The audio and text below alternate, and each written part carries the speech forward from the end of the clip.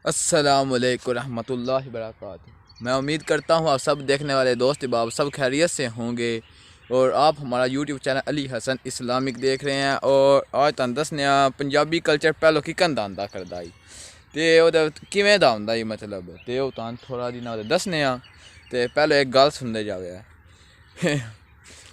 नवा नवा दौर है ते ना एक पोतरे ना अपने दादे को सवाल किया कि दादा तुसी अगे की कर रहांदे हुंदे हो, ना स्कूटर ना बिजली ना एसी ते ना गड्डियां ते ना जहाज हुंदे हन, कोई भी नवी टैक्नोलॉजी ना ही हुंदी, ना ही कोई मोबाइल हुंदा ही।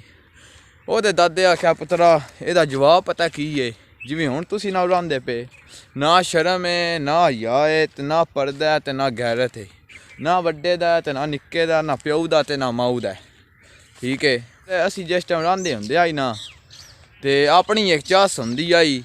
ठीक है, ते शर्म हया हुंदी आई हर इक दी, ते बैठकां लानियां गप्पां शप्पां लानियां। ते हुण इत्थे दो त्रै चार बंदे कट्ठे हो जान ते ओह जानी मोबाइल फद्दे आंदा ना हत्थे बिच ते ओह कोई गप शप नहीं लांदे, मोबाइले बिच बस डुब्बे रह आंदे ने।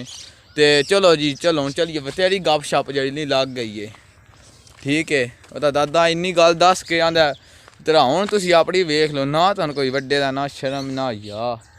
एन जी असी रहांदे हुंदे अजे ते असी बड़ी शर्म हया, बड़ा पंजाब दा कल्चर हुंदा ही। ठीक है, ते दोपहर दा टाइम हुंदा करदा ही ना ते जेह्ड़ी ओहदी जनानी ना ही हुंदी, जेह्ड़ा ओहदा शोर जेह्ड़ा दा मर्द मतलब खेतां बिच कम्म पे करदा हुंदा ही, ते जनानी रोटी बन्नी होनी सिरे दे उत्ते धड़े होना, ओह जि'यां पौने दे बिच रोटी होनी ते चार होना ते नाल इक ना जग जां बोतल लस्सी दी होनी, उस नाल लग्गेआ जाना ते उस जा के देना ते उन्ना उत्थे सब्जो गप शप मारनी 20 जने आपे च।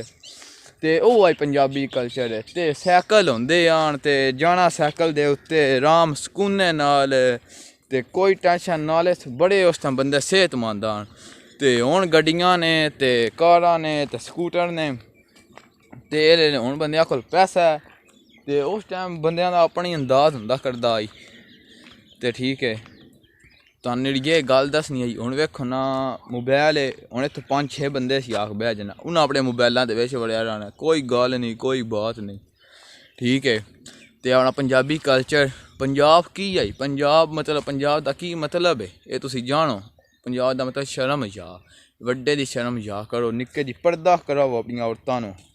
ठीक है, ते ओह अपनी चास उस टाइम होंदी आई, कोई स्कूटर ना आई ते कोई फैक्ट्रियां ना आन ते कोई मतलब वाव जे साढ़ी ना ही होंदी, फजा साफ सुथरी ते इंज दा हुंदा जे साढ़ा पंजाब। ठीक है, ते दादे आह्ली गल आ तुसी किसे कोल ना अपने दादे कोल पुच्छेआ कि दादा पहलो किवें रहांदे आओ। ठीक है, ते साढ़े चैनल सब्सक्राइब जरूर करेआ। अज वीडियो डकने इत्थे हसदे रहो ते वसदे रहो।